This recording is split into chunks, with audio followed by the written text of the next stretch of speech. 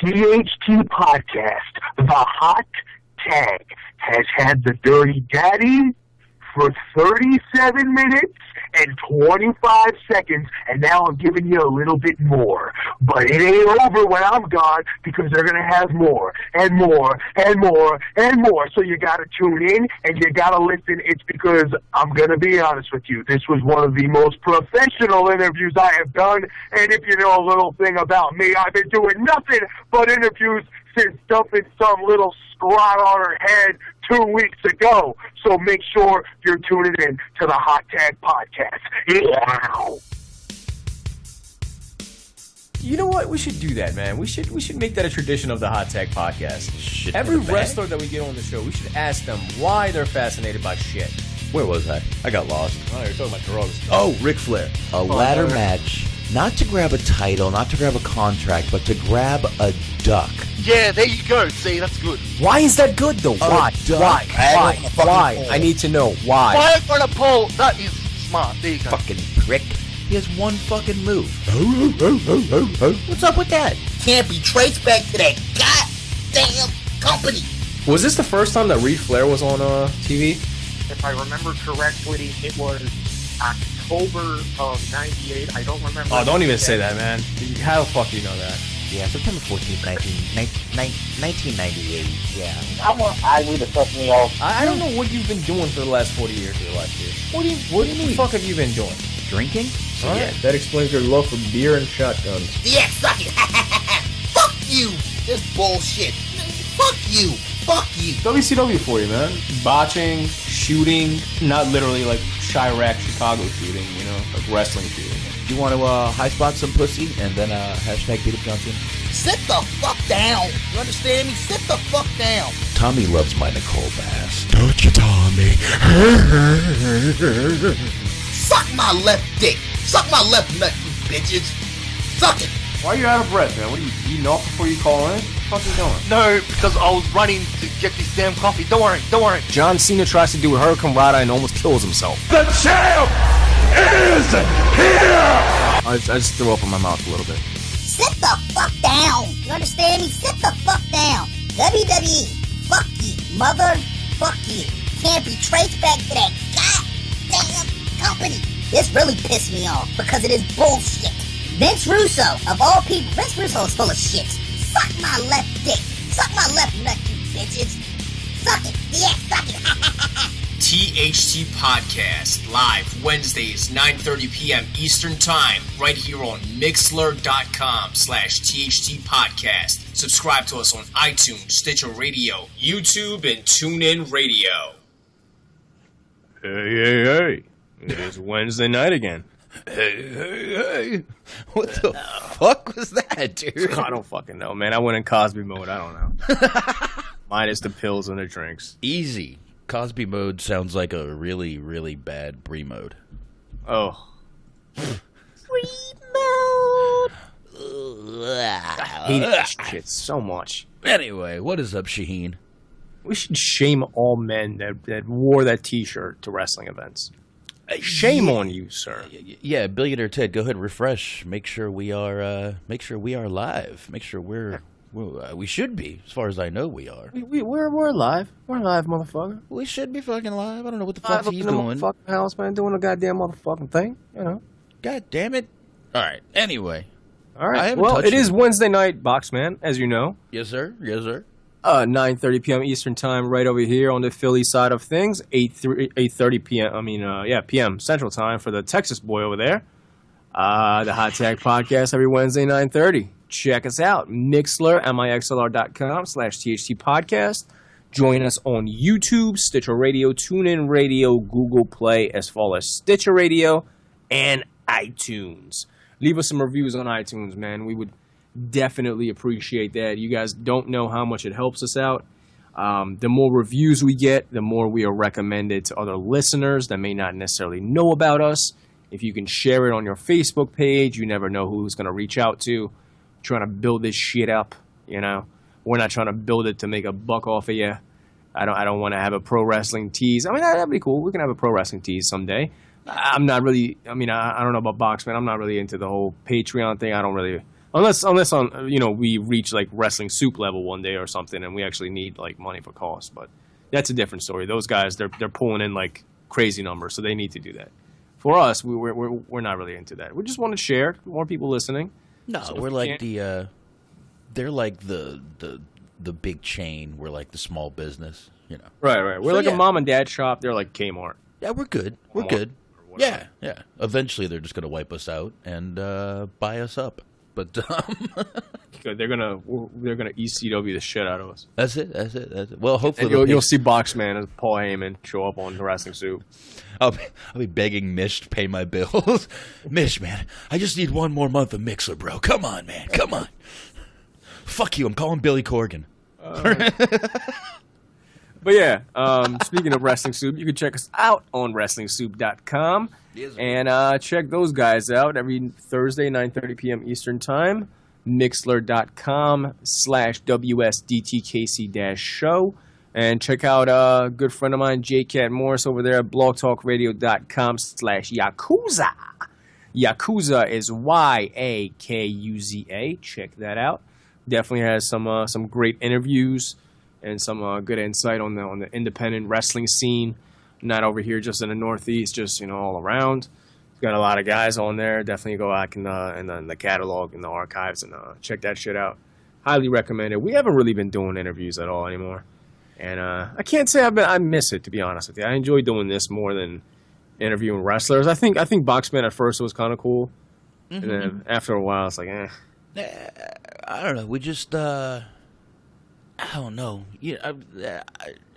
All right, I won't lie. I got a little bit of an anxiety issue, and 2 days before the interview, I started sweating a little bit. Jesus. I'm not good at coming up with questions, and we kind of decided to back off. But that wasn't the reason.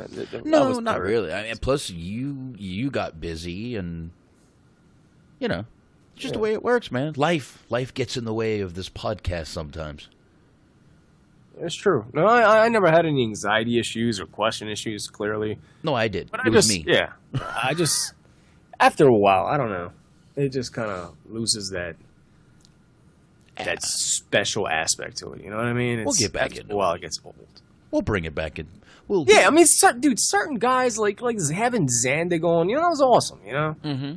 Like Sick Nick Mondo, certain guys that I actually really wanted to have on the show, but just having guys on for the sake of having an interview every week, it's. And believe me, there's a lot of guys that I'd like to have on the show eventually. It's just, I really don't feel like hunting people down. I don't want to set shit up. I don't have the time for it. I'm not really fascinated by a lot of these guys like other fans are. They're just normal dudes to me. I see them every month. I speak to them in person. So for me to do it, it's lost that value. I'm not trying to sound like a dick. I'm just being 100% honest. Yeah. Having one of those guys on now, it's like having, any of the callers on as a guest. Again, not to be a dick, but it's just I know those dudes. I'm pretty familiar with them now. So it's I mean they're when they become friends, it's like Well, yeah, it's come on if you want. For me to ask, what did you like professional wrestling growing up? Yeah. Oh, okay. So how did you get started? I hate those questions. I don't like.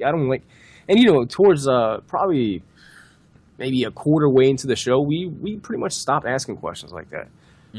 Because I figured all these guys have done like a RF shoot or high spots or smart mark or whatever the fuck. And if you're listening to this show and you're listening to their interviews, chances are you're a big enough fan where you hunted that interview down. So why give you the same questions twice? You know what I mean? And quite frankly, it's basically always the same answer. Were you a fan of wrestling? Yeah, I was. Oh, who'd you like? The Hulk Hogan. And they name the same guys. It's like, all right, cool. Yeah, Hogan, Flair, Piper, Steamboat. Oh, they're all in there. Right. You'll get an Eddie Guerrero here and there from the indie guys. Yeah, of course. You know what I mean? Won't hear John Cena, but maybe once the millennials step up, they get in the ring. I'm considered a millennial, I guess. I think you would be. What I don't really know the definition of what a millennial is, really. I mean, is there an actual Is there an actual Well, fucking... if I had to put them in a category, I'd say probably up to like 32, 33 are considered still like millennials. Let's see. What does the Google say? Adulthood around the year 2000. Yeah, person reaching adulthood around the year 2000. So I guess that wouldn't. I mean, I wasn't fucking an adult. Well, somewhat close to it. You know, I was almost 14. I think they're saying consider. Well, it says around the year 2000. So I don't know. I'm way off, but I'm way the fuck off. Yeah. Your lungs sound like it. Oh man, You all right there, buddy? It's the beer, bro. It's the beer. Oh, it's beer, man. All right. Yeah. So anyone kind of adulthood in that 2000 range, which I mean to me it's like holy shit, but. I mean, I don't know, man. What were you doing in 2000? Let me ask you this. 2000, the year 2000. Let me see. I would have been... I was barely speaking English. I was 25, so I was still in Florida. 25 years old. Damn, dude, you've got the opportunity. I don't know if you have or not. You've had the opportunity to watch some badass wrestling and like actually live it. Yeah. I don't know if you did or not, because like. I know ECW you didn't keep up with, and I think that's not really. But I mean, I saw plenty of WCW and WWF back then. But I was 25, so I was living in Deerfield at my house. Early 20s during the Attitude Era, man. Did you go to any of the shows? Yeah. I used to go to a few. Used to be me and my friend Crean would go. I'm talking about solely Attitude Era. Did you go to any of those shows? Okay. Yeah. I've gone to two. I went to one house show, which I've mentioned on the show before, and I believe it was a Raw. To be honest with you, it could have been another house show. I don't know. There's one SmackDown that I went to, a taping, and if you watch it back, if you watch The Rock walk down to the ring, and when he walks up the steps, right, I'm right over his shoulder. You can see me. Damn. So I mean, there's a few times I've been, on. I used I was single and I lived in Florida. I was single, lived in Florida, bro. I mean, I had nothing else. I used to go to concerts, wrestling events, all kinds of shit. Man, I used to have a life. Well, I probably still would if I lived in Florida again, man. I just don't have many friends here, I kind of moved here and things move fast for me, so. Yeah. And I don't know. Trust me, I'd love to. I'd probably still have a life if I went back. But I don't know, man. Yeah, 25, I was in my house. Don't really know what. I was working for my dad still. I believe I was driving a Porsche. Nice. I think I was driving the 911 in that year. Yeah, it sounds about right. And I traded that in for a BMW, traded the BMW in for a Ferrari. Yeah, 25 Porsche. You should go to WrestleMania this year, dude. It's gonna be in Florida. I'll see what I can do, man.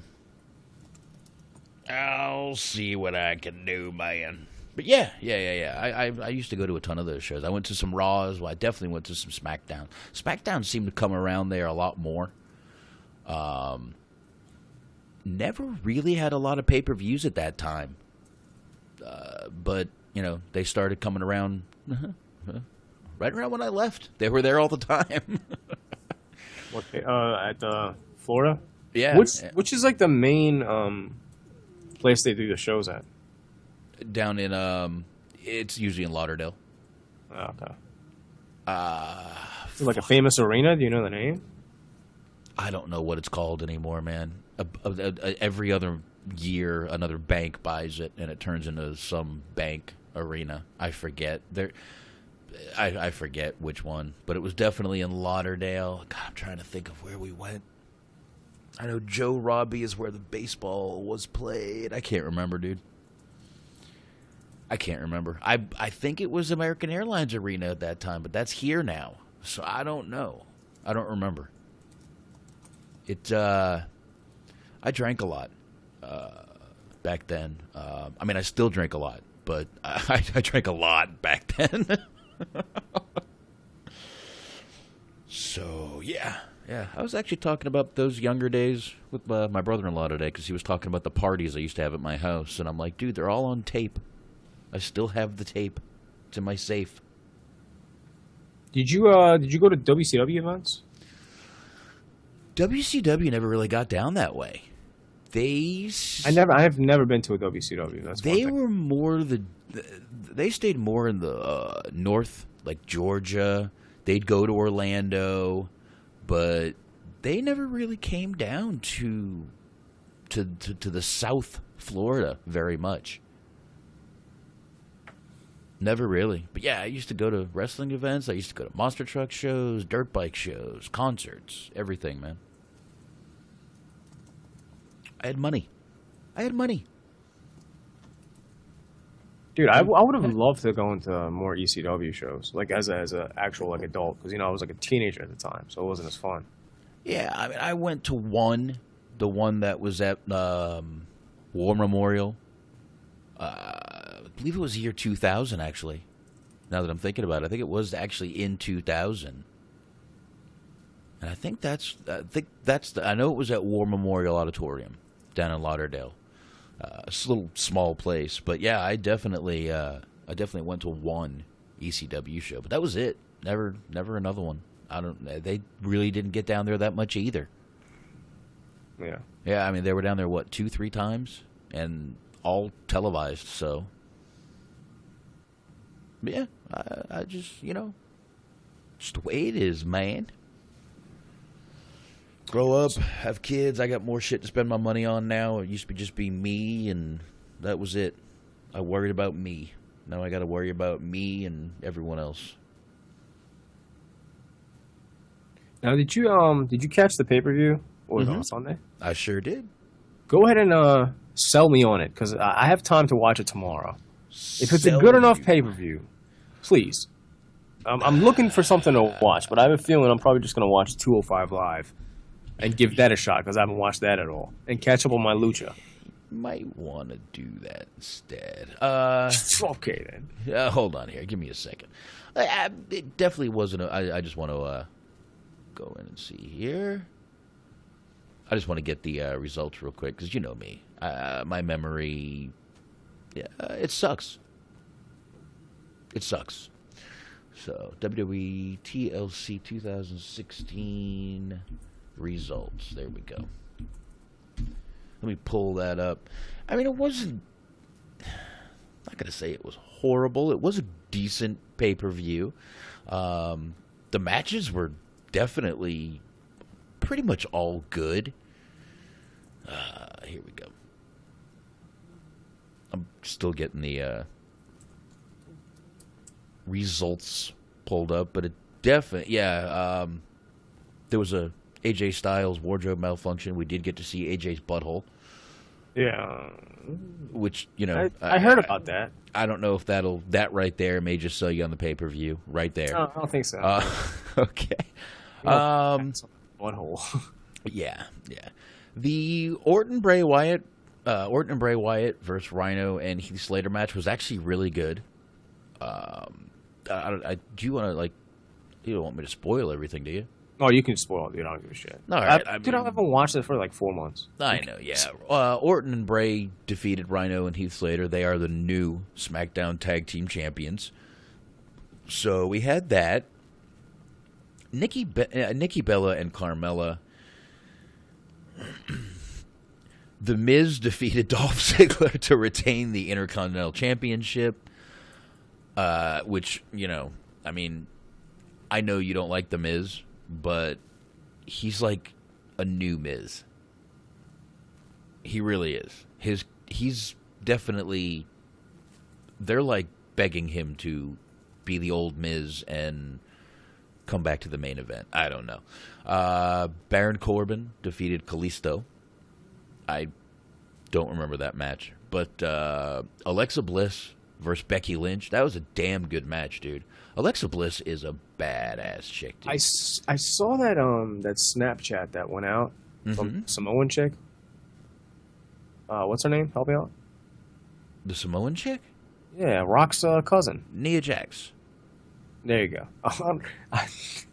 For some reason, I was going to correct you and say it was Nia Jones, and I was like, no, he's probably right. Yeah, I am. All right.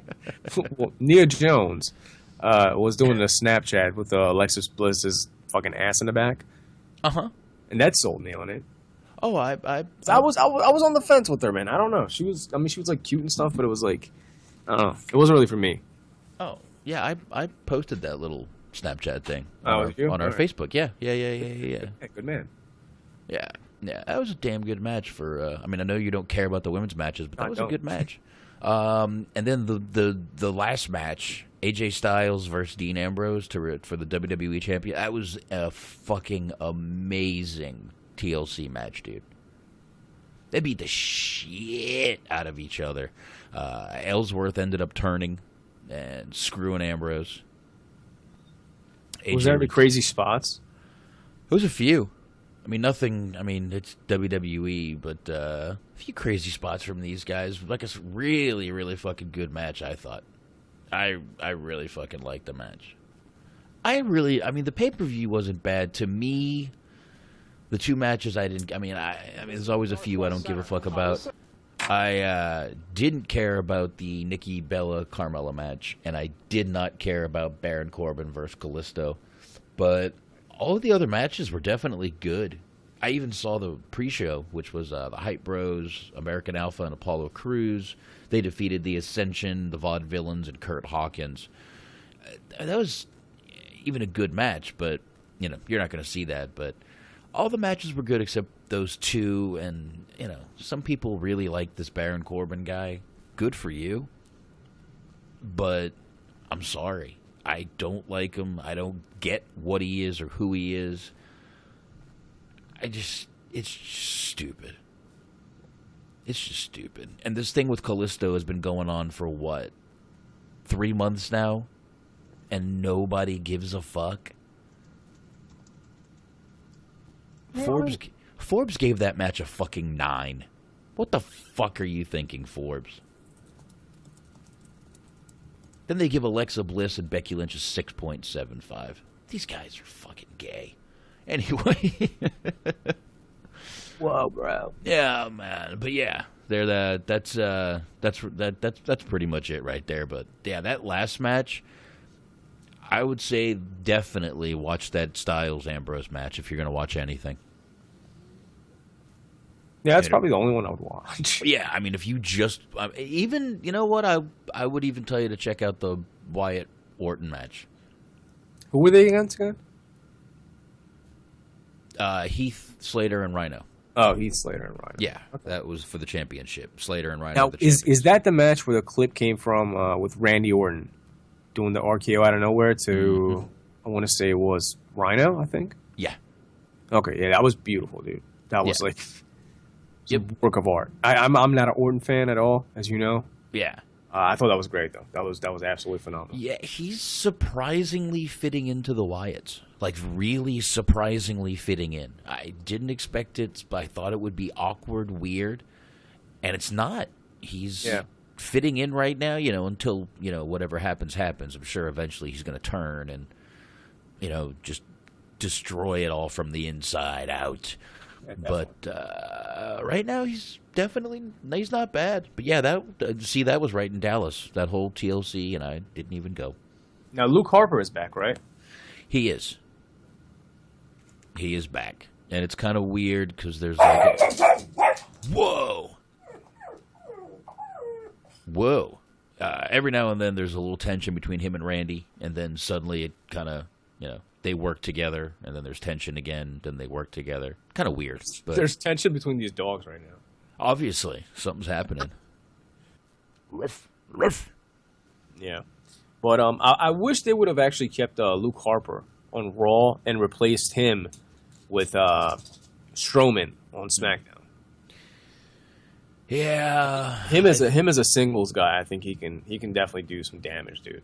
I think he would have probably been the better choice, but I think Vince sees Braun and just look at that.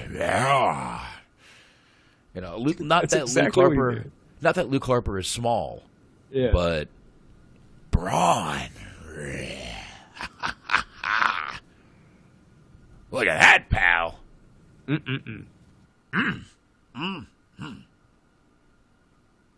Anyway, what else you got? You're trying to calm your dogs down, I see. Yeah. All right. Go ahead. You want to do any news? Sure, why not? I don't see why not. All right. So let's go and start with something we talked about last week. Last week, and actually, Billionaire Ted is actually bringing it up in the chat room right now, what I was just about to get into. Last week, Shaheen made a little joke. What if he brought Linda McMahon if Donald Trump brought Linda McMahon into the White House as something to... Well, guess what? She did meet with Donald Trump on Wednesday, and basically she is being considered for committee supporting the small business associations. So she might actually be on the Trump administration. So Shaheen, your little joke may actually be coming true. Way to go. Yeah, because she has a lot to do with small businesses. Absolutely. I mean, starting a small business from the ground up, forget the fact your name is McMahon, you've got billions of dollars. That never helps a small... how the fuck can you even run a small business when you've got $1 billion in the bank? Same with the couple $1 million that Donald Trump got from his father. That was nothing. No. It was no help. Nothing. Nothing. Built it from the ground up. From the ground up, bro. That's how it works. That's how it works, with a little help from Daddy. And just like that, with Linda McMahon, and America's great again. That's it. So all you needed was Linda. That's all we needed, man.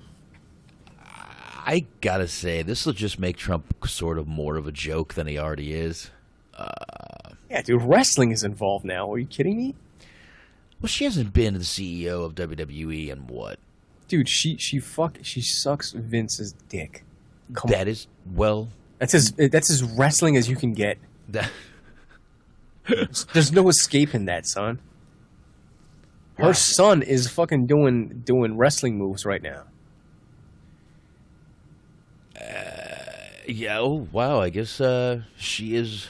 He did pick her, so she is serving as the administrator of the Small Business Administration. So there you go. This is wow.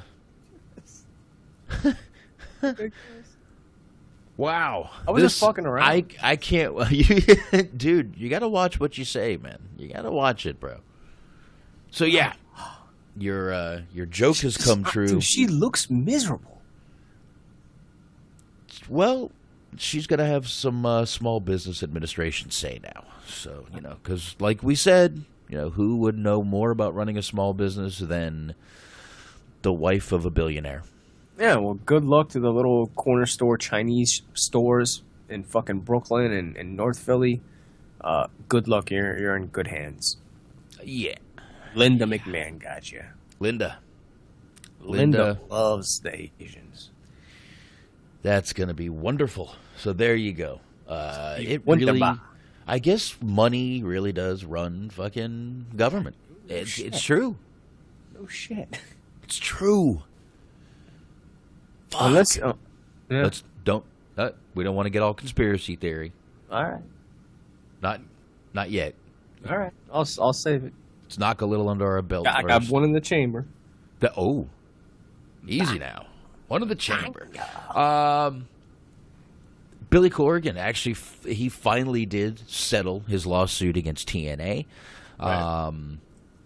Well, no, it was actually, this was all finally, he's actually been paid and everything.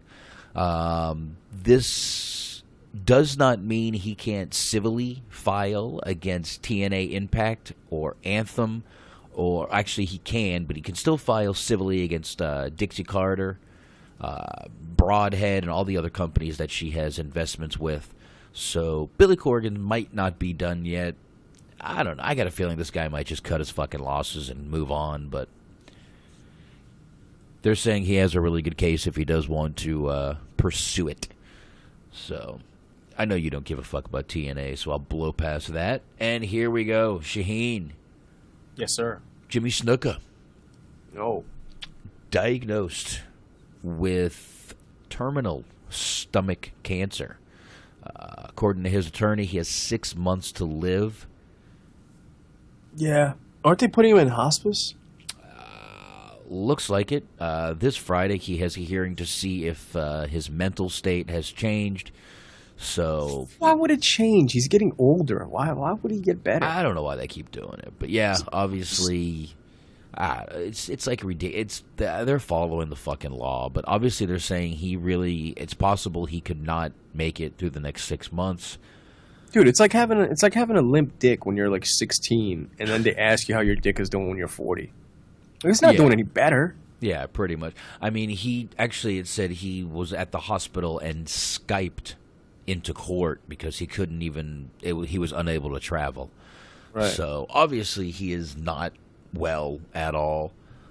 It's pretty cool that you can now Skype into court, though. That's pretty awesome. Yeah. Yeah, I'd be like, oh, my client could not make it, but he is Skyping. He's on Skype. He's on Skype, if that's okay with you, Your Honor. And then Skype fucks them in the ass and they can't get on. Well, hopefully they're not trying to play hold on audio. a second. Hold on a second now. We got to update Skype. Yep. It's going to No, don't update. Seconds. Don't update. And we can't log in. Thank you, Skype. We cannot log in, sir. I am sorry, Your Honor. We cannot log in. I told you not to update. Contempt of court, you asshole. It's going to be on like CNN to like not update Skype because it's going to be used for everything. Hey, updated for me and fucked up again. Yeah, I just never updated. If Anthony Skyped into court, he'd be found guilty due to dropped calls. Anthony would be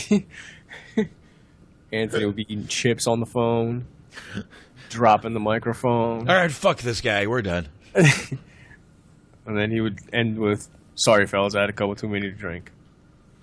Yeah, sorry, been drinking. What have you had? One? Calm down. He's probably sober as fuck. Drinking a wine cooler, guys. Take it easy on me.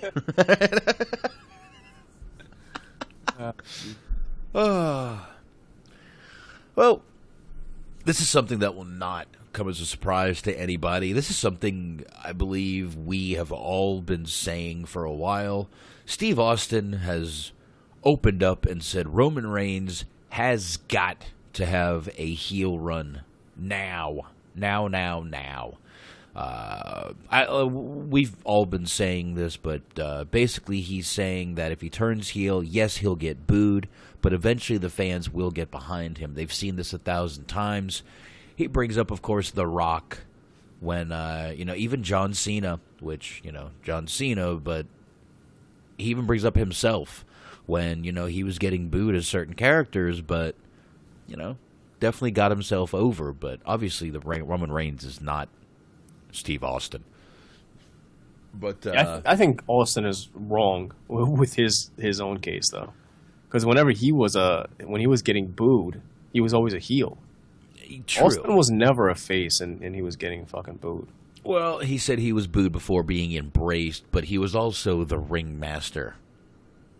Right, which was a heel, so they booed him. Yeah, but it was also a really shitty character, and he knew that. But he wasn't even a character, really. I know. I didn't even know what it was. But he does bring up The Rock, and that is a good. That's a good comparison because The Rock was hated as a babyface. Right. They used to, we've said this before. They tried to die Rocky die. Right, and it's his cousin. Yeah, absolutely. Well, I don't know why they can't be like, I wonder if this would work for him too. It might. Give it a fucking shot. I'm personally happy they didn't do it before our bet was over.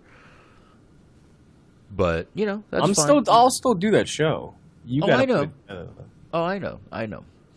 I'm a man of my word. You just got to set it up. I'm not going to force you to do it. They're already on there, ready for you to watch. Ready to watch, bro. You got to record it. You got to set it up, man. I'm not gonna beg for it. Believe me, I'm trying to avoid it as much as I can. Oh, I got to be there for the show to record it. I mean, you got to record it. Oh, all right. I do have really. I'll take care of it. Don't worry. One night we'll It's supposed to be a solo show, so I'll just mute my mic and let you praise Mr. Eric Young. And I'll try. The great one that is Eric Young. No, dude. That's right. Shaheen, gagged. this was a news story on a couple of dirt sheets, but not really a news story, kind of a opinion piece. Yeah. And I thought I would just ask you the question. On the heels of Lucha Underground, kind of breaking down the intergender barrier with some intergender matches, do you think WWE should start embracing the intergender match again and start doing those, or you think they're better off staying the way they are and no violence to women on television? I would prefer it to be the same way as it is, not necessarily because of the violence thing. I just was never a fan of it. I mean, intergender matches, name me one good one. Other than maybe like China and Jericho. Yeah, well, I mean, I'm not saying now, though, I mean, there's a totally different crop of girls now, number one. Most of them, my only problem is in WWE, most of those girls weigh a $110, soaking wet with their fucking clothes on. Dude, imagine like Alexa Bliss or Sasha Banks against a fucking normal guy. That's the it's problem. It's like Rusev or something, you know? But then you look at a girl like, Ivelisse and Sexy Star in there with someone like John Morrison and even Pentagon. They're in there with him, and they're holding their own. Yeah, but it's not a good match. I still don't like those. Actually, they are. I think Sexy Star's matches are all good. I think she can fucking do some shit. I love Ivelisse. That girl's hot as fuck. But anyway. She is. There's something really dirty and sexy about her. So I like him dirty and sexy. What can I say? It's me. It's me. You said dirty and slutty at first. Dirty and slutty, dirty and sexy, same thing to me. Well, that's a huge difference, but not to me. All right. Not to me, sir. All right, so that's it. I mean, we kind of. I mean, I wouldn't have a problem if they started doing it again. I would just. I mean, the only people you could put them in there with is the cruiserweight guys right now. And honestly, who really wants to see that? I could see him starting something like that in the cruiserweights if they brought in, but I don't think they ever will. I think they're too PG, PC, whatever you want to call it, So I don't think they'll ever do it, but I have no problem with the matches on Lucha Underground. Like I said, Lucha Underground is not promoted as a wrestling show. It's promoted as a kind of it's a television show about wrestling, definitely, but it's not promoted as watch our wrestling promotion. Yeah, it's a fucking awesome TV show, so they really get a pass for a lot of the shit they do, and yeah, so that's it. Obviously, like I said, I don't ever see WWE going back to doing it. Just the way they are. So now let me ask you this. Yes. Ellsworth helped out AJ Styles, right? Uh-huh. So he's a heel now? I don't know. He tried to help out Dean last night. Okay. He's going to be a confusing person. Oh, Jesus. And, all right, let me leave it at that, because yeah. You really... I think this guy has been talked about enough. I don't... I'll tell you what. Surprisingly, I'm the only one that doesn't really like the guy. No, you're not, because I got to tell you something. Every week I see another article. Is James Ellsworth ruining SmackDown? Is James Ellsworth ruining WWE? Is James Ellsworth shown too much on SmackDown Live? I see.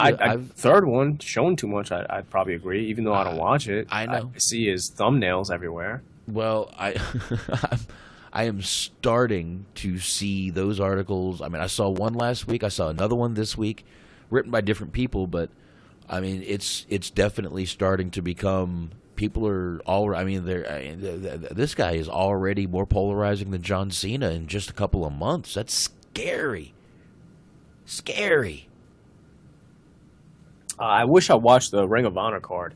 I heard they fucking tore it down. Kyle O'Reilly, spoilers, is Well, fuck it. It's been like almost a week, dude. Get out of here. Yeah, Fuck out of here.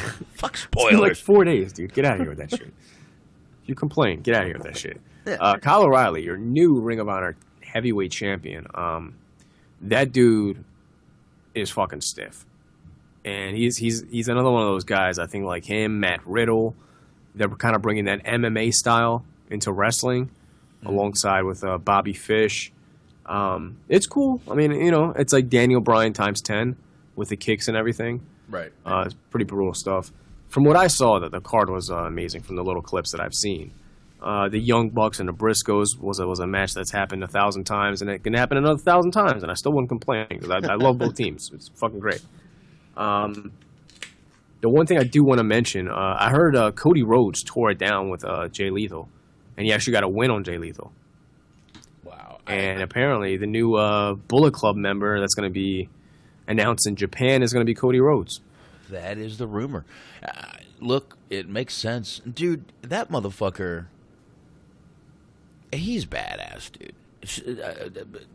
Jay Lethal, Cody Rhodes, he could never show what he could do. They never wanted to. And it sucks now because I guarantee he would have been one of the guys maybe taking advantage of that 205, cruiserweight division. Yeah. Even though I don't know if they would have put some of their guys in there, he would have been one they could have thrown in there easily, quickly, transition him right in there. But, dude, I'd like to see Neville in there. I would like to see Neville. With the guy. I don't know why they're so hesitant. Why is Kalisto not in there? He's little as fuck. Put him in there. They've had Sin Cara on there. Yeah, Sin Cara's like twice the size of him. Yeah. Kalisto should be doing it, and I don't know, man. Just sucks that they're, they kind of started doing this shit, and then, right when Cody leaves, and, he's definitely cruiserweight size. He'd still be there in a fucking shitty mask, though, trying to get himself, or he did get himself over as Stardust, so. Yeah. I think he did. I think he was over. In the beginning, when he was teaming with his brother, and that was because of the matches they were having against the Usos and the Wyatts and the Shield. If you remember that Shield match where they won the titles from them, that was fucking great. One of the best matches of the year. I think that had a lot to do with it. I don't think it was necessarily his character getting over. Yeah, they definitely were having some kick-ass matches. I'll agree. And with the Usos especially, you're right. I remember now, sir. There you go. Real quick, CZW's this weekend. Cage of Death. Let me rephrase that. Cage of motherfucking Death. It's happening this weekend. I'm excited. I mean, there's some good matches.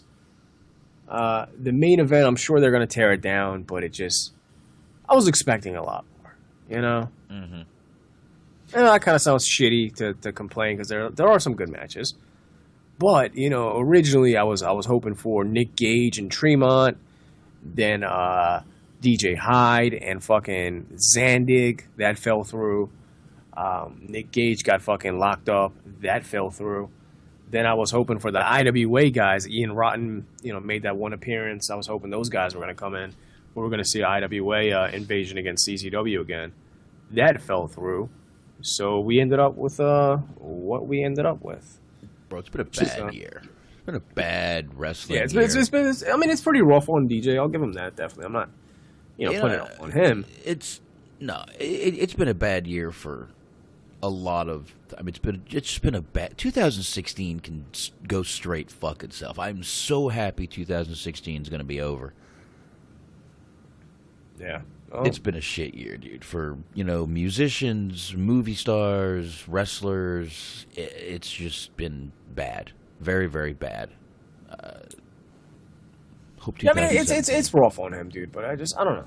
Yeah, and DJ's none of it he has no control over, Zandig's back being broken in 3 places or Nick Gage going to jail. Yeah, it's shit luck, man. And all he can do is fucking roll with the punches and get who he can get in the time he has to get them. So, you can't put it all on him. But I'm not. I just was really hyped for this card thing. I got you. Those matches were going to happen, but yeah, it is what it is. But real quick, If you want to go to the show, it's going to be December 10th.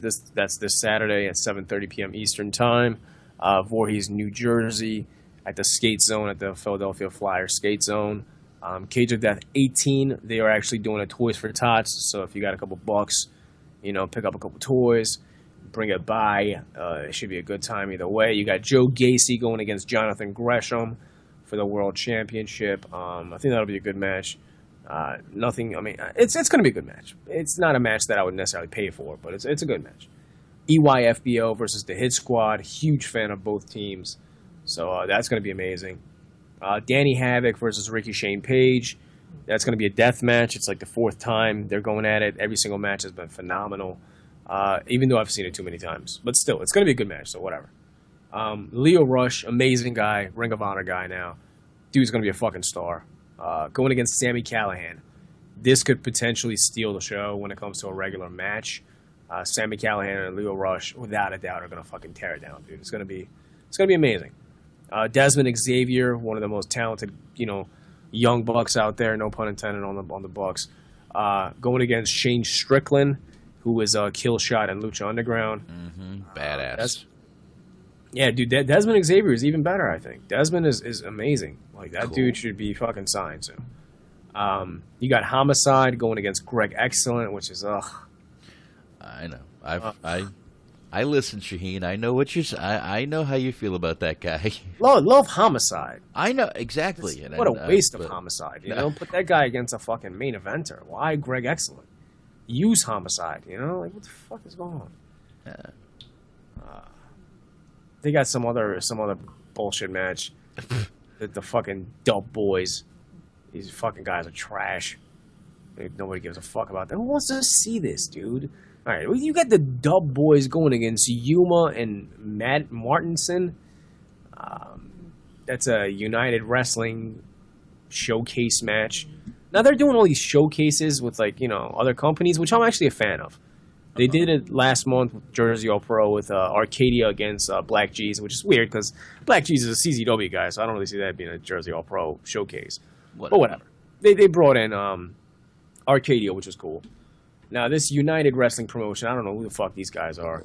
Yuma, J-Cat was telling me he was part of the, I forget that team. They were in PWG. I've seen some of their matches. They're decent. This other dude, I don't know who the fuck he is. Martinson, whatever. This will be my piss break for sure. Okay. Fuck these guys. Thank you, no. Jesus. Thank you, no, thank you. I got you. Yeah. Sorry, not sorry. I got you. Okay. Then we got a 6-man scramble match. You got AR Fox, amazing guy. He's in Lucha Underground now. Tony Deppen, another guy that's amazing. Just got to get some mass on there. Dude is like skinny fat, Once he gets some muscle on there, dude, he's gonna be fucking amazing. Because in ring wise, he's phenomenal, and he's only been wrestling for a couple years, not long. Young guy too, dude. I remember Tony and I after the show, we stuck around. I don't know who we're talking to, and then I saw Tony Deppen, in street clothes. I was like, "Yo, good match, man." And Tony was like, "Who the fuck is that?" I was like, that's Deppen. He's like, "Oh shit, that looks like a regular dude." Well, that's what they are, regular guys. But I mean, like he's like super regular. You know what I mean? Yeah. Well, I mean, yeah. I mean, I really like him though. He's really good in the ring. Like, I'll give you that. Yeah, I got it. Well, I mean, look at CM Punk. If you saw him on the fucking street, but would you you could be like, still tell, hey, like, fucking wrestler? But even he stood out though. You know what I mean? Well, if it wasn't for the tattoos. No, I mean, just even his face stood out amongst other people. Punk? Yeah. When you look at half of these guys that are out, dude, these guys, they just straight up look like some dudes out of high school. You wouldn't even be able to walk right by them. Dude, you could have... People have said it 1,000 times, bro. You could have seen Punk in a fucking Waffle House cooking food, and you wouldn't fucking look twice at him. Probably, but not more than these guys. Okay. All right. That's cool, man. I'm just saying. I mean, you could say the same for Bryan. Daniel Bryan is a regular-ass dude. Yeah. And honestly, these guys remind me more of a Daniel Bryan without the beard. Like the young Daniel Bryan. Like he looked like just a straight-up dude. Oh, like Bryan Danielson. Right. Not Daniel Bryan. Bryan Yeah. Danielson. Okay. Like the American Dragon type days, you know? Like yeah. Right. Yeah. Yeah. But I mean, trust me, if I saw Daniel Bryan, I would be like, look at the fucking hippie dude. That's all I would think. Of course, you'd probably kill me if you heard me say it, but... he's feuding with the Miz. I've already given up on him. Dude, I'm thank you for bringing that up. You're right. He is sort of feuding with the Miz, and I've said this a few times on the facebook.com/group/CHA podcast. If Daniel Bryan can't get back in the ring, I don't see the point of using him as a verbal punching bag. I don't see why Miz can get all these great zingers in there when Daniel Bryan can't defend himself one bit. He can't say much to Miz. He could say whatever he wants, but he's not going to sit there and be like, "Hey, fuck off, Miz," which I'm sure is what he wants to say. Right. But for a guy that, Daniel, we know. Watch Total Divas. This guy is broke down. He's depressed because he can't wrestle. And I really feel for them to put him in a storyline like this is kind of stoking a fire. It's like throwing fucking gas on the fire, Why? The guy is dying inside to kick the shit out, go in there and be able to defend himself, even storyline wise, go in the ring and do it. They get a kick out of this. This is WWE you're talking about. Oh, this I'm sure Vince is. Company that Vince and Stephanie are probably laughing their asses off. Dude, this company. You remember the Hawk angle, right? From like '98. It's like right when I came to America. That's exactly what I was thinking. I was thinking that too. It's like the same shit. The dude had real life demons with being an alcoholic. Hey, dude really had some issues, and they were doing the whole gimmick with him. Yeah, WCW did it with Scott Hall, almost the exact same sort of thing. Yep. And he did contribute. He never blamed that, but he did say it certainly didn't help. That they wanted me to go to the ring fucked up. Right. I obliged. Well, Boxman, what do you say? We take a quick 5-minute break, then we open up the lines and talk some more wrestling. Oh, put my bowl down. I'll wait. All right. Yeah, we could do that. Man. We could do that. We could take a quick fever. Hold on one sec here. You get that ready. CCW this weekend. Next weekend is going to be House of Hardcore in Philadelphia at the ECW Arena. And then the following day on Saturday, December 17th, go check them out. You're going to have GCW. They're going to put on an ultra-violent show. And, I'll go over the cards with those probably the following week when we get closer to it. But, yeah, this weekend, definitely CZW. Check it out. There you go. We will be back. CZW. All right. We'll be back in about 5 minutes. CZW. There you go. On that, we're going to break. Yeah. All right, and we are back on the Hot Tag Motherfucking Podcast. Yeah. You can call in 469-206-4466. Once again, 469-206-4466. Mm-hmm. Or you can Skype in if you want to, want to be fancy and shit. Skype in, THT Podcast. Join the conversation. I think Boxman has something he wants to talk about. Yeah, there is. Topic. Yeah, a little topic that was brought up on our Facebook today. Brought the Facebook up once already, facebook.com/group/THT podcast. Real quick, before I get into that, I do want to thank everyone that's active on our Facebook. You guys are awesome. Really appreciate that. On that note, Ryan Waterman brought up a good question in the chat. He kind of wanted to play on the Facebook, I'm sorry. Brings up a question. If you could start a wrestling promotion from scratch with one star, who would it be? But he put a few little stipulations on it. They cannot be from WWE, New Japan, or TNA. So basically he's saying no contracted guys. Right. He started it out with Adam Cole. I'm just going to mention a few people who were really, who were mentioned already. Adam Cole was mentioned as one. Somebody, of course, Pentagon was mentioned. I know you'd definitely be picking him. Smark even said Dalton Castle. Matthew Riddle. He put up a video here of Matthew Riddle versus Chris Dickinson. That's the guy I was just talking about. Dickinson wouldn't be a bad guy either. B-Megs in the chat said on the Facebook that he would go with CM Punk. Yeesh. Brian Lowe went with Will Ospreay. So, there are a few people. Now, Shaheen, you're big into the indie scene, so you know more people than me with not being in WWE, New Japan, TNA. So I do want to pose this question to you and also to whoever calls in. Go ahead. Throw out who you would start your promotion with. I think Adam Cole is definitely a good one. Mm-hmm. Adam Cole is definitely a good one. Mm-hmm. I mean, you can go with the obvious, like go with like a Kurt Angle or something, but yeah. How many matches does that guy have in him? That, and, I mean, do you want to get the phone call that Kurt Angle just drunk tweeted something, one night that you have to, now defend? Nah. It might be worth it for some indie companies, I know. Unfortunately, I think Kurt Angle is a liability at this point in his career. Man, it would have to be someone. CM Punk is good, but he's kind of ruined himself, in my opinion.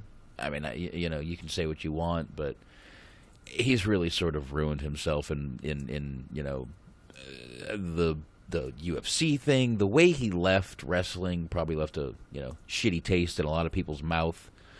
But man, I'm sure you probably got a bunch of people you would start promoting. You could probably start your whole promotion with a bunch of guys. Yeah, actually, yeah, probably. I think a name that's worth mentioning out there. I don't think the guy's ready yet to carry a whole company, but somebody I would definitely bring into my promotion. Again, maybe not the top guy. I think once he starts to build his appearance a little bit, Joey Janela is I think all around a great wrestler. I mean, I'm talking promos, charismatic.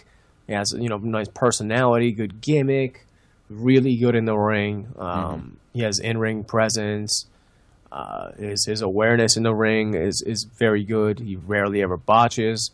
The guy's fucking great. It's just he looks like he's 16. Once he puts on some muscle, I think the guy's just fucking money. I think he's money right now. Just if he wants to get to that next level. Yeah. And, I mean, really, you could fucking... I mean, if you really wanted to, do this, and, let's say we started THT Wrestling, you could raid Lucha Underground, dude.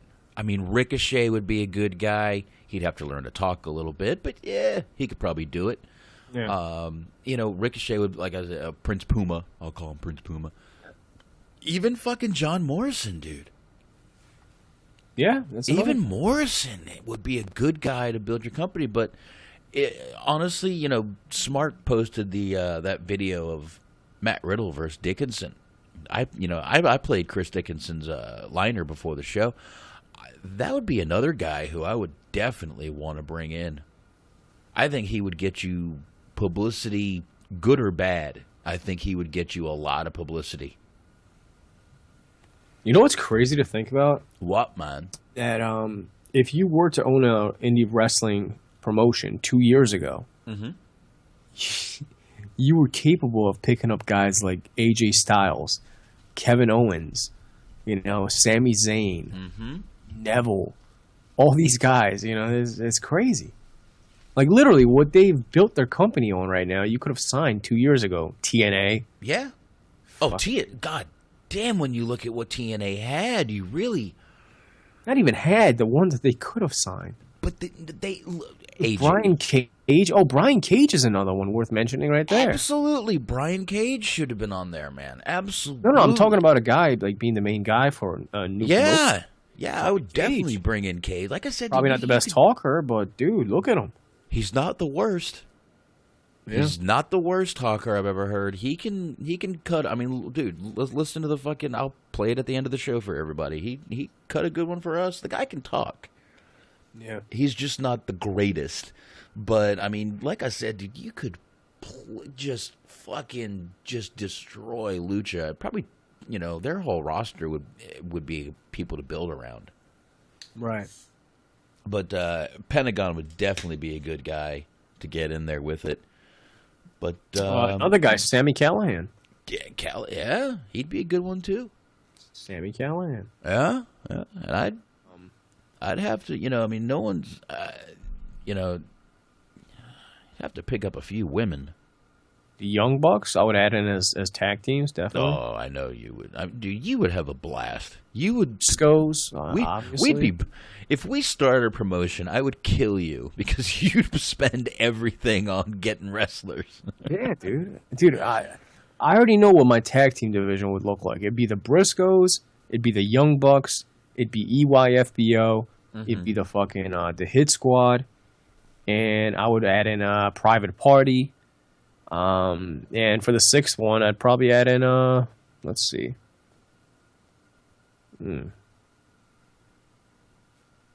Scarlett and Graves from CZW. Probably throw those guys in there. Got a couple in the chat here. Andre is saying super crazy. He's joking. He's kidding. He's kidding. DDP? No. Billionaire Ted is kidding. He's kidding. He's joking.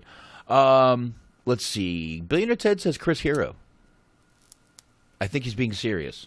He's too fat. Ooh. He's fat! Exactly. Great, but hey, let's not forget the obvious, CM Punk. Well, we mentioned Punk. But like I said, I really think he made sort of a fool of himself. Would he be the best guy to bring in? Maybe not right away. Wrestling fans are the most forgiving fans ever. They don't give a shit. I don't know if I'd bring him in right away. He'd be one of those guys I would sneak in like a year or two down the road. Maybe now EC3. Oh, that's TNA. Yeah, but he would be a great one if he wasn't. Which I bet there's a few guys you could steal away from TNA. What about Del Rio? I mean, you can't build a company around him, but I definitely use the guy. You could. Believe it or not, you could. He's had great matches on the indies. I'm sorry. Him and Sami Callihan and Jersey All Pro, like, I couldn't believe it. I couldn't believe that was Del Rio. It was an amazing match. Outside of WWE, the guy is great. Dude, I remember seeing him in a Ring of Honor against Jay Briscoe. Uh-huh. It's like, holy shit, this is not the same guy. You know what I mean? Dude, all the matches I saw with him in Lucha, that's not the same fucking ADR we saw on WWE. And then they brought him back, and it was like, holy fuck, same fucking guy. They didn't let him do anything different. I don't know. I mean, I'm not going to sit here and blame WWE, but right, it's just strange. Jeff Jarrett. Fuck you, Billionaire Ted. Oh. I can't fucking invest that much money in gold. That company is still alive. He was kidding. But, yeah. No. But I'm not. I mean, Cody Rhodes is a champion, isn't he? Yeah, he is. Like, holy shit, this is a thing? He is.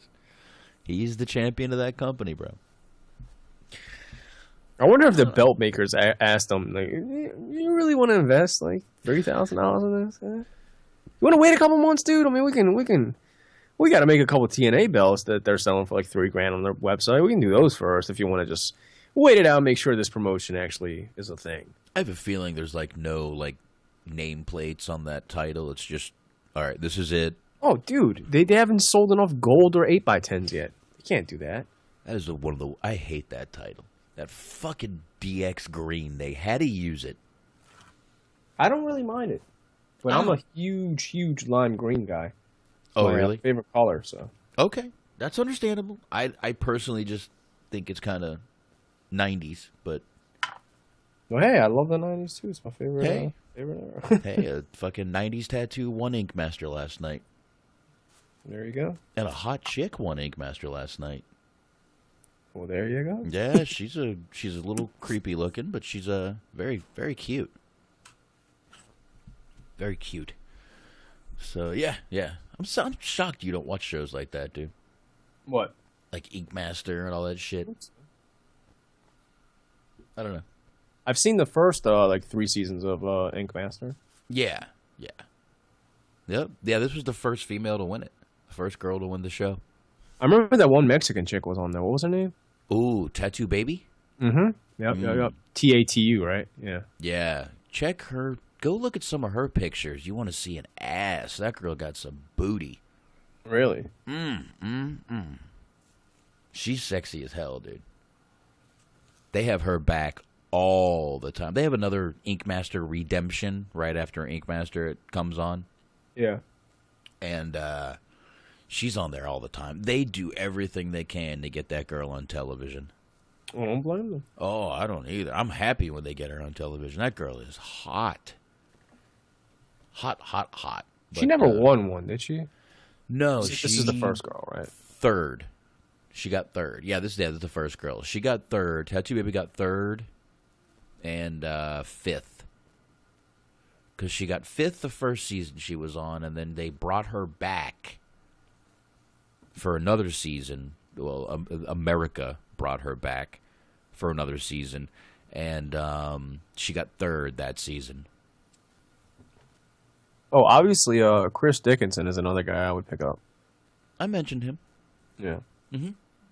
Yeah, because Mark posted that YouTube video of Dickinson and Matt Riddle. Thank you. Matt Riddle was awesome, dude. You would like him. His gimmick is the bro guy.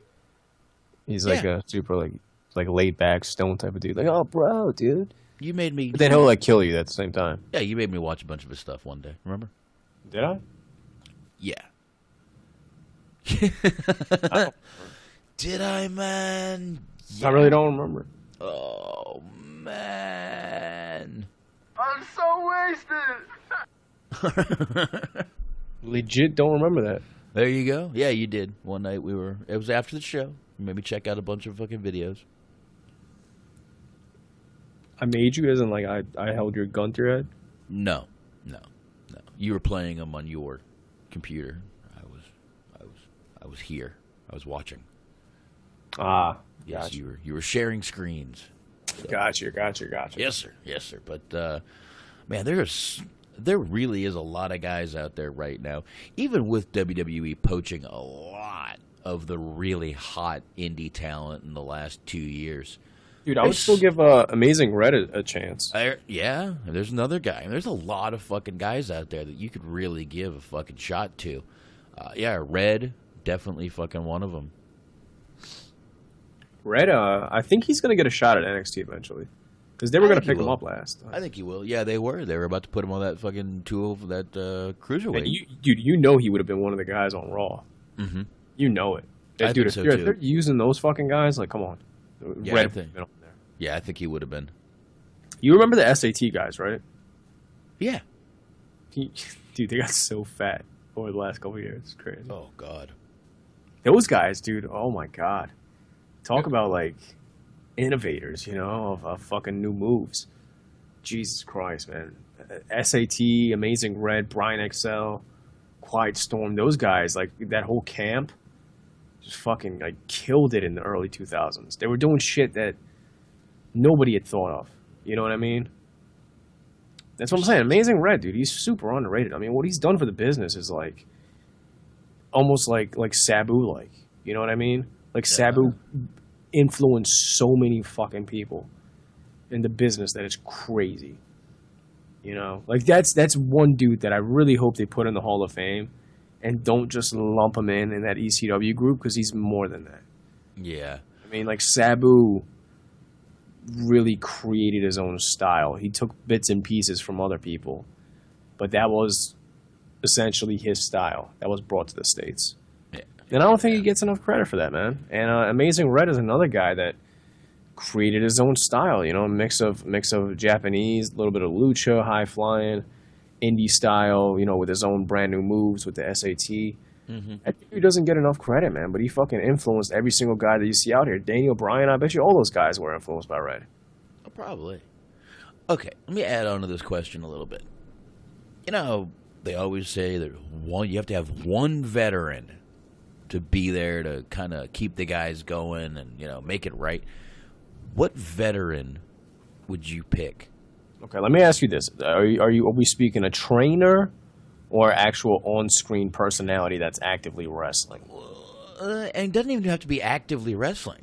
I mean, Hogan was barely wrestling when he was in TNA as their, you know, whatever he was, but you just need a veteran hanging around. I mean, I'm not talking about, you know, Terry Funk and ECW because, right. Jesus Christ, that guy that's rough. He busted his ass to get everyone over in that company. Oh, yeah, dude. He was very, very giving. But, you know, there always has to be a veteran hanging around. I mean, you know, WWE still has Flair running around there, so. See, Billionaire Ted knows what I'm talking about with the SAT. Yeah, he does. So, I mean, SAT was awesome, man. What veteran would you put in just to kind of have hanging around and, you know? Who's available and not dead, though? That's like, there's nobody. Only guy I could think of would be Steamboat. That's the only guy I would want to bring in. That's obviously I'm a biased piece of shit because I love fucking Ricky Steamboat. But dude, I'm sorry. I'll tell you what. I would definitely put Joey Styles on commentary. I'll tell you that much. Oh, there you go. Oh, hell yeah. I don't go fuck. He can say what he wants. I would put I'd put Matt Stryker on. I like Matt Stryker. I don't know why he gets so much shit. Too. I don't really. Yeah, I do too. Yeah, I'd fucking call Mike Tenay. Speaking of Matt Stryker, that's another guy that went to the Indies. Mm-hmm. Wasn't the greatest, but he doesn't get as much credit as he probably deserves. He did bust his ass. He wasn't. I was never a fan. Dude, that guy went through some crazy shit with the Boogeyman, bro. I give Matt all that. I'm talking about putting in dudes like wrestling in front of fucking 20 people. Oh yeah. He's talked about all that. But yeah, I mean that guy. I have no problems with the way. I mean, in my opinion, JBL is just a Southern Matt Stryker. He gives you the same bullshit. He just says the same fucking name over and over again. He sounds like a Mark at heart, you know. Oh, JBL or Stryker? Yeah, both. Well, Stryker is. He is. I mean, look, the day he said, "I'm marking out, bro," on WWE TV, I knew he was gone. Yeah. But, I mean, yeah, I knew he was gone. But, I don't know. I have no problem with the little facts he throws out and shit like that. It's called fucking education. Jesus Christ. Calm down, people. You know, I mean, everyone used to say when Tony Schiavone, he would put over everything on WCW like it was history making. That's their fucking job, dude. Yeah, true. Andre has a good one. He says Jim Ross would be his vet in the game. Again, not a wrestler, but that's a good one. That would be a good one. I mean, look, if you honestly, I would put his ass on commentary too if I could afford him. I mean, are we talking unlimited budget or what are we talking here? Oh, let's talk some money, son. You know, one of us hit the fucking Powerball, so yeah, you know. If we're talking unlimited income, then fuck it. We're putting Jim Ross and Joey Styles on commentary. Yeah, I mean, you know, we hit the Powerball. We took over WrestleLicious. Fuck it, yeah, son. they're in. You know. Jim Ross would be a good. You know, I'll be honest, and I've said this before. If I did own a company, and I really wanted a veteran, right, I would throw, and I had unlimited funds, like we were, you know, just said. I would throw money at Stone Cold Steve Austin until I wouldn't even waste it. I would, because just for his mind for the business, he really does. No. Dude, if he's not on screen, it's a waste. Come on, you're making the money. He could be on screen still, but he doesn't have to wrestle. But you know, I would bring. I think he'd be a better trainer than even just to have out there. Imagine him training those guys on promos. Yeah. I think that'd be fine. I think that'd be. Well, are we talking like Because see, there's different levels to this shit. You know, are we talking like a developmental promotion? Are we talking about a local promotion? Are we talking about a promotion that's trying to go head to head with WWE? Well, it doesn't go that which deep. Level are we talking about? I don't know. It doesn't go that fucking fucking about deep. Some like indie fucking like CZW type shit? Are we talking some higher indie like Ring of Honor type of stuff? Or are we talking like Basically, we got drunk and said, fuck it, let's start THT Wrestling, bro. This is our roster. All right, well, I'd still stick with the same roster. All right. But, yeah, I would love to see Jim Ross and Joey Styles on commentary. Yeah, to be honest, that's never happened, right? I don't think so. I don't think that's ever happened. Maybe somebody in the chat room. You guys know better than us. Has this ever happened? Maybe one of those ECW shows. No, because I thought that was always. Was it? I don't know, dude. Somebody in the chat room, either call in or let us know in the chat room. Lawler wrestled at a few of those, so right. Yeah, he was against Taz in the one, which was weird because it didn't. I don't really see. I mean, I guess they had that little bit of history when Jerry Lawler. Do you remember that whole angle with Jerry Lawler invading ECW? Oh, Lawler legit hated the ECW guys. That wasn't bullshit.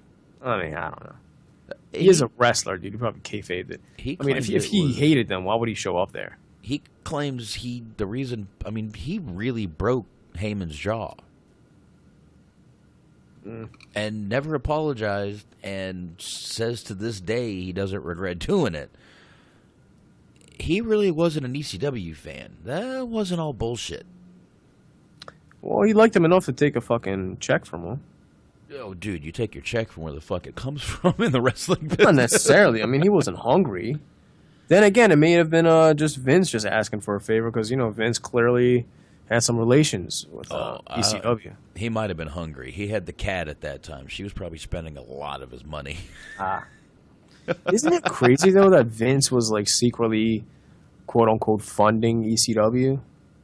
Shit's crazy. That is. I would have never thought about that, dude. I don't think anybody expected to ever hear that coming out of people's mouth. I don't think anyone saw that coming. Right. I sure as hell was surprised when I first heard it. I was like, what the fuck? Yeah, that was definitely one of the last times I was sincerely shocked by a wrestling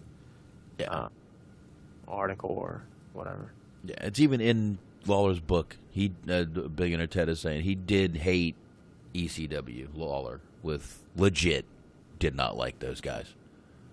Yeah, the only angle I can think of that Lawler had anything to do with Taz and actual ECW, not the feud they had in WWE.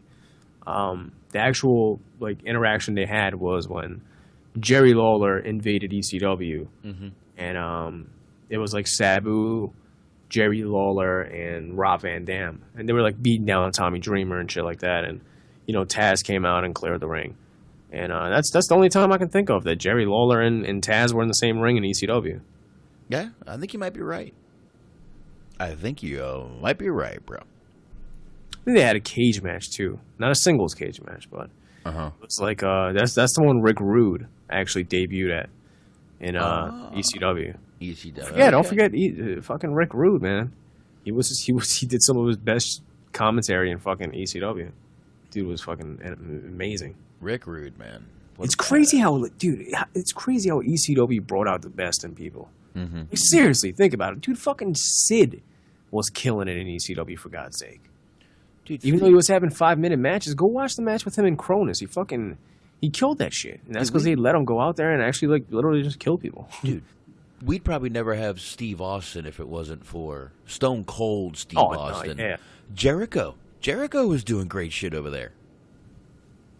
Jericho probably would have found his way because he really started out in Japan and Mexico.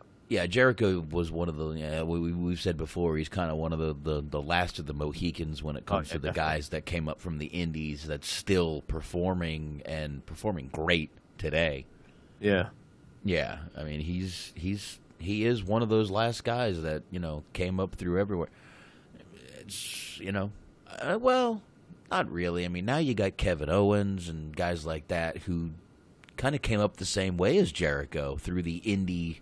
The indies as we know it now, so... Yeah, but I feel like Jericho still went a whole different route than these guys. Because he legit went to Japan to different promotions and did different tournaments. A lot of these guys, when they go to Japan... And no offense, a lot of them are doing the smaller Japanese shows. You know what I mean? Like, back then, these guys went to, New Japan and All Japan and FMW and stuff. a lot of these newer guys, they're doing like big Japan shows where it's still cool as shit, and you're still getting flown out of the fucking out of the country to go to Japan, which is all awesome. I'm happy for him. Mm-hmm. But it's not the same as like being Chris Jericho in a J Cup 1994 or whatever tournament. Mm-hmm. Right? Like they don't have those like Kevin Owens. Like he I think he went to Japan. Can I name a match that stood out to me in Japan from Kevin Owens? No. Chances are probably because it was on a smaller show. Maybe like I don't know. Like Noah's out there, Pro Wrestling Noah. Apparently it's good shit. I'm not going to be ignorant and say it's not because I don't know enough about it. But I feel like those smaller shows, you can't compare those to like a New Japan what Chris Jericho was doing. Even guys like Owen Hart. Owen Hart went to fucking New Japan, dude. Mm-hmm. Yeah, but I mean, I don't know. I mean, when they go to Japan, they're doing whatever they can do, these guys, when they go over there. So, whatever. Yeah. But, yeah, I get what you're saying. But, yeah, I mean, Jericho's just one of the last of those Mohicans. Yes, sir. Yes. Yeah, it's kind of sad, man. I mean, I guess as long as indies live and they continue to pick out talent from the indie pool, mm-hmm. if you will, I guess those guys will exist because, regardless of what year it is, some indie talent are still going to travel to Mexico and New Japan and et cetera. Like Masada, for instance, just had a match against La Parca in Mexico in a death match. Mm-hmm. La Parca. It's fucking cool as shit. Yeah. So it's still cool. Like, that'll always live on because now you can say Masada has done that because he was in Japan for years. Now he's been going to Mexico and he's been all over the States. So technically he's pretty much done what Jericho has done, but I think you can't put him on the same caliber as Jericho because Jericho did it on a different stage at a different time. At a different time. There you go. Definitely. When Inoki was around, when Giant Baba was still fucking around, when Onita was around, When territories were territories. Yeah. They weren't just promotions struggling. Yeah, I feel like so many American wrestlers just get to go to Japan now. Just because of like Ring of Honor's deal. Like if you're a Ring of Honor guy, even fucking Cheeseburger, you've probably done fucking Japan shows now. Cheeseburger. Can't believe there's a guy on TV named Cheeseburger. I can't believe it either, dude. What's your name? Cheeseburger. I don't understand. Yeah. And like, don't get it twisted, dude. CZW guys, they did tours of Japan. Big Japan. Trent Acid, he was like the champion. Fucking Nick Gage, same thing. Zandig was up there. Danny Havoc, Madman Pondo, Necro, but all of them did tours up there. But you wouldn't compare a Madman Pondo to Chris Jericho, would you? He's done Mexico. He's done Japan. He's done fucking the States. Mm-hmm. He just doesn't have the fucking notoriety that Jericho does. And it's the same. It's not the same promotions. He didn't work AAA. Different time, dude. Different times. Well, not only that. I mean, those very promotions still exist, but you still can't compare those guys to a Madman Pondo, because I mean, there could be a guy that's coming up on the indies right now. For instance, let's take Joey Janela, okay? Mm-hmm. Let's say Joey Janela becomes a huge star, kills it all over the place on the indies. He gets into Ring of Honor, okay? Mm-hmm. So he pays his dues all over the indies, Ring of Honor, does his PWG, all that shit, gets signed to go to Japan, does a couple matches in New Japan. Doesn't even have to be signed, just does a few matches, few tours, then he goes to AAA, Then he makes his name in AAA. Holy shit. What the fuck? Who's that? It's Anthony. Yo, what's going on, fellas?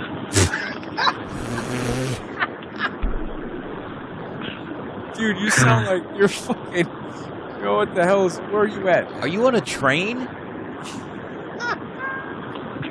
It's just been a long freaking day. That explains the background sound. This is becoming a long call already. All right, dude. Yeah.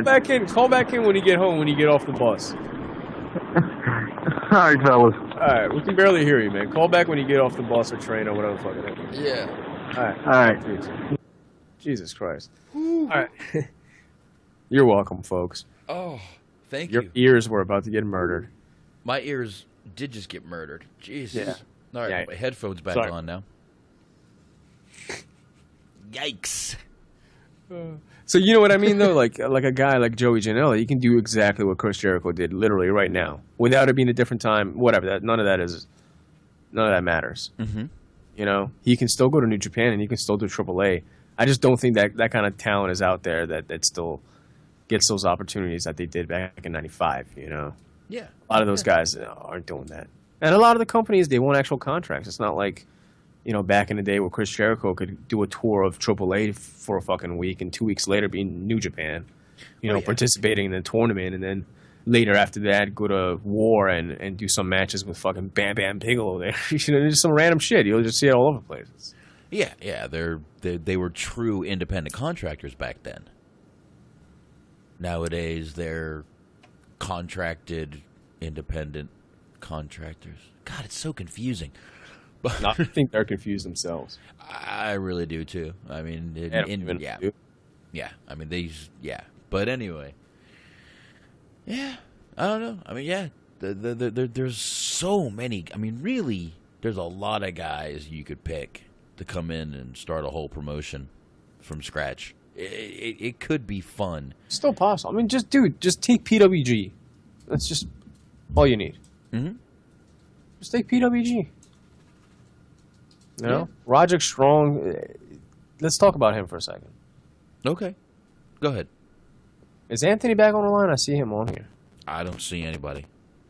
That's weird. All right. No, he's in the chat room. I don't know what happened. Yeah, he is in the chat room. He's on. You can still listen while he's on the anywhere. Apps, bro. There's an app. Mixlr No, but app. it says on the Skype. It says he's on. No. I don't see his screen, but the name is on there. You see at the top, dude? No. All right. What the fuck? Well, it says he was added earlier. Dude. I don't see it. I just see a small ass fucking screen. No, I just see you. The fuck is the advertisement? What the hell just happened? I don't know. Fuck you, Skype. Yeah, I don't know what's going on. No, I don't want these Sony fucking earbuds. Get away. Okay. What? I have a Beats by Dre, $149.99. I keep getting ads on Skype. Is that a new thing? No. But they're popping up weird. Anyway, they just updated again, so, you know. I didn't know that. I don't know. I'm on an old version, but whatever. What were we doing, bro? We were talking about random promotions and Chris Jericho and guys like that no longer existing. Is there anybody else that's still around, honestly, that has done those indies and the tours in Japan and Mexico? Not really. I mean, there's probably a few guys we're definitely forgetting to mention, but I guess AJ Styles. I mean, yeah, now he's locked down though. He ain't going nowhere anymore.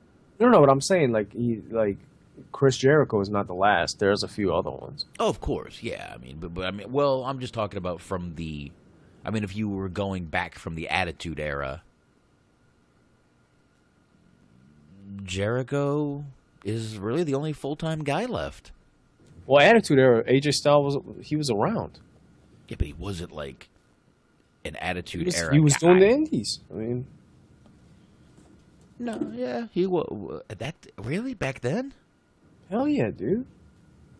Dude, AJ's been around for a while. I forget how old he is. Yeah, you're right. Dude, he's been around since like 97 or some shit. Oh, there you go. Smart brings up Liger. Yeah, that's true. Yeah, definitely. There's one. Liger would be another one. Who else? I'm thinking. It's scary, but I'm thinking. I mean, you can say Adam Cole because he hasn't done Mexico. I guess you could say Steve Corino, but he's not really active. Yeah, but he's not really active. Yeah, that's what I mean. He's not really active in wrestling right now. Yeah. Fuck, I mean, you got Terry Funk, who's still... Yeah, well, he's not.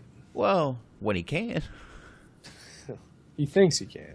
He would get in the ring today if you told him he could. Oh, he would. Oh, Foley would too. Foley would get back in the ring today if someone told him he could do it. I don't know, man. It's really... Foley never did Mexico. You sure about that?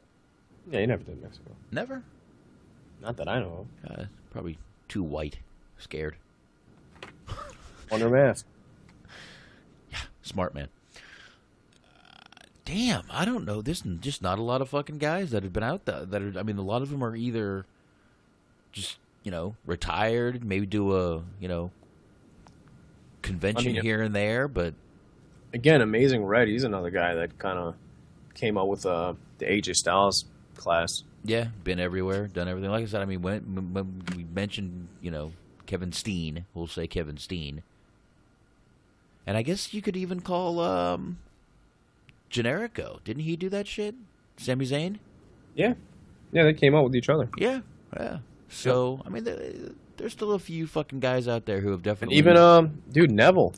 Mm-hmm. He was doing Dragon Gate. He did Mexico, I think. And we're forgetting about Finn Balor.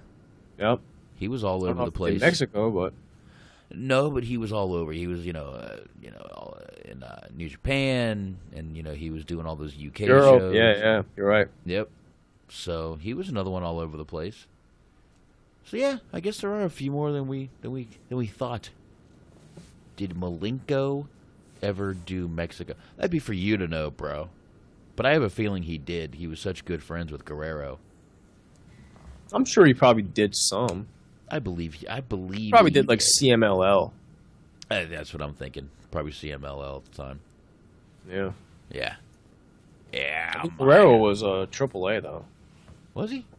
Yeah, I think. Who knows? Yeah, he was AAA, I think.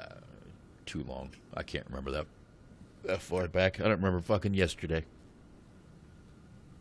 There you go. You know who's a guy that's like underrated as far as a trainer that I think they should sign? Who? Mikey Whipwreck. Yeah, there's been a few guys trained by him that have definitely done fucking good, man. So many.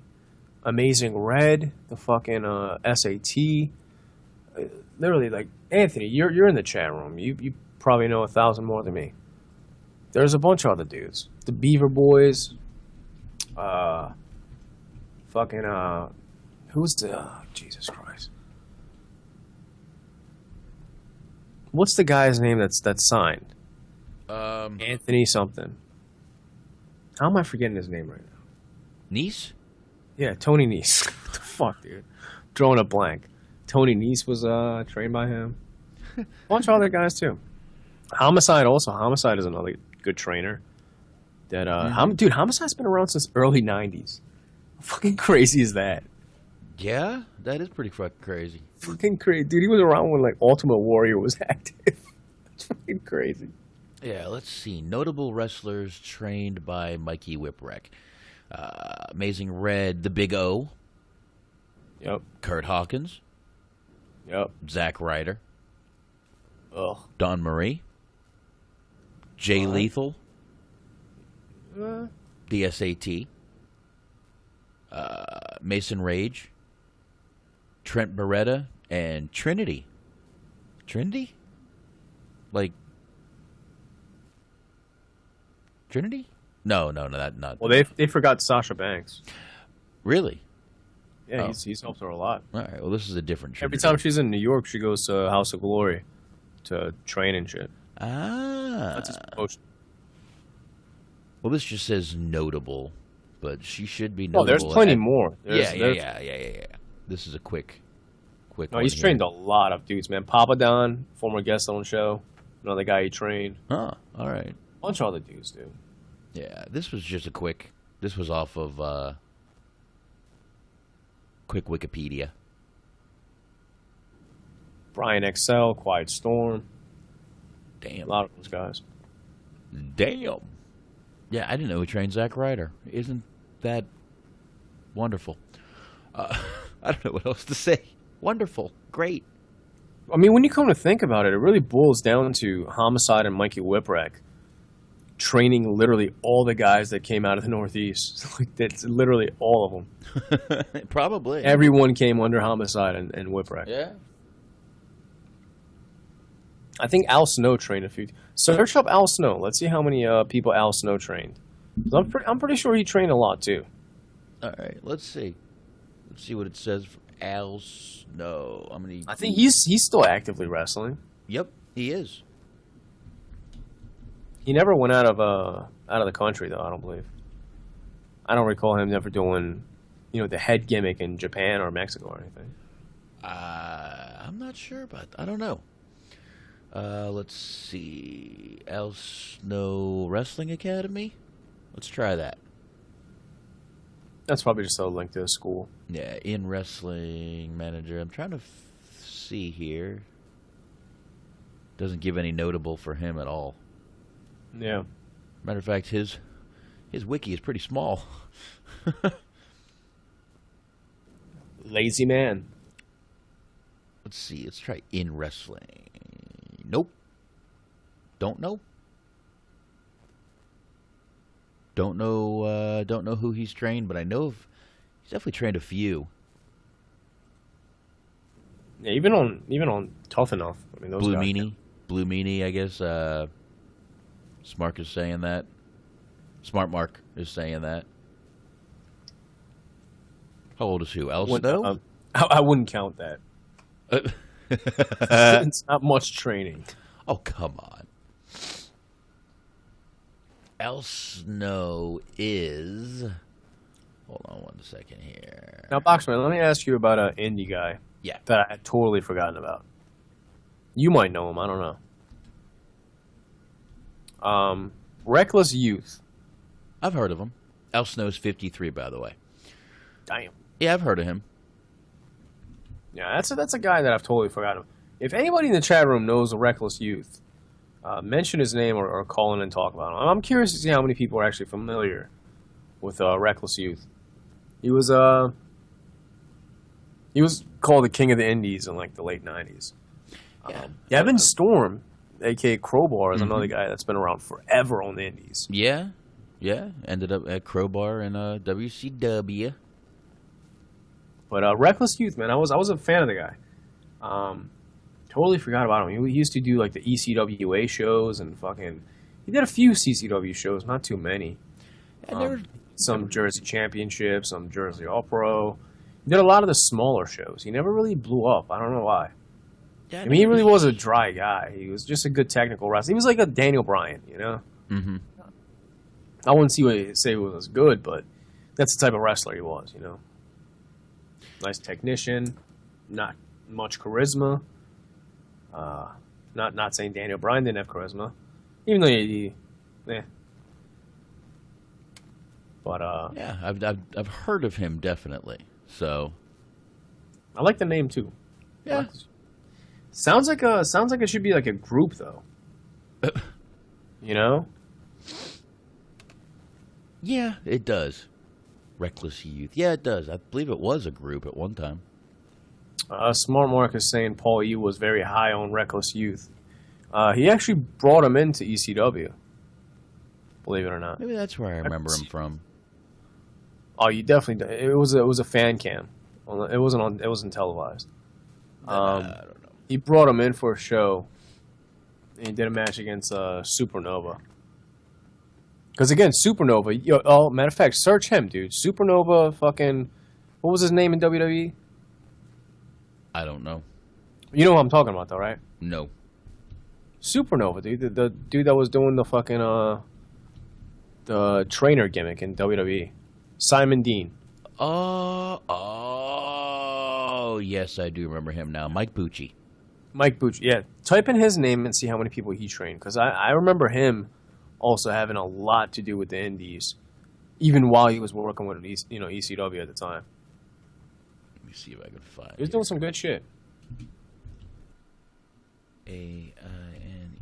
I don't know about Meanie though. Little Meanie. Yeah, let's see. Mike Bucci himself was trained by Mike Sharp. Don't know if that has anything to do with anything. Again, nothing here in who he's trained. No. Nope. Right, actually, it says after retiring, he became a licensed mortgage broker. That's all it says. Yeah, I was never really big on Supernova, to be honest with you. Yeah, it's got nothing about who he's trained either on Wiki. I'm just doing this quick. If I dug into it, I could probably figure it out, but I don't know. All right, well, what do you say we wrap it up, man? Wrap that shit up. Let's wrap this shit up. All right, we'll be back next Wednesday, same time, 9:30 p.m. Eastern Time, right on Mixlr.com/THG Podcast. Facebook us, Facebook.com/groups/THG Podcast. Twitter, iTunes, Stitcher, Google Play, YouTube, TuneIn Radio. Check us out, subscribe, spread the word, and we will talk to you next week. Peace. There you go. That sounds great. What Shaheen said. Me and Anthony, Friday night, we're going to be doing A Christmas Story. So join us 11 o'clock Friday night, Eastern Time, right here on Mixlr.com/THT Podcast. Thanks, everybody, for listening. Me and Shaheen will see y'all next week. Thank you, and we'll see you. Packer, that's my good man. Time to kick back, take some beers, and smoke some weed.